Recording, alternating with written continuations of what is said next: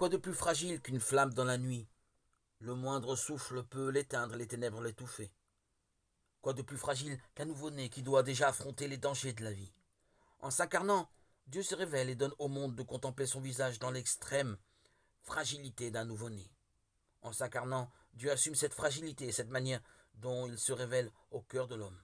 Bien plus, la naissance du Christ et le mystère de Jésus ont quelque chose à nous dire sur le sens de notre monde, de notre histoire.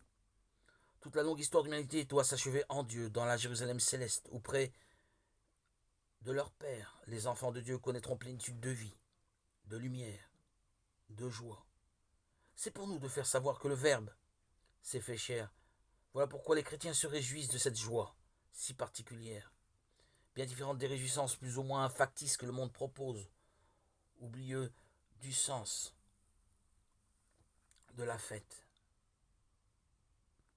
En ce temps où Jésus est né, le Christ nous ouvre à la joie, car pour accueillir la joie, cette joie sainte, il faut recevoir le Christ par la foi. La naissance du Christ n'est pas seulement un moment d'émotion sentimentale en face du berceau d'un enfant pauvre et fragile qui naît dans une famille d'apparence bien banale. La naissance du Christ, c'est d'abord la reconnaissance en ce fragile nouveau-né de l'immense amour de Dieu pour nous. La reconnaissance de notre vocation à devenir en lui enfant de Dieu, à partager avec lui la plénitude de la vie du Père.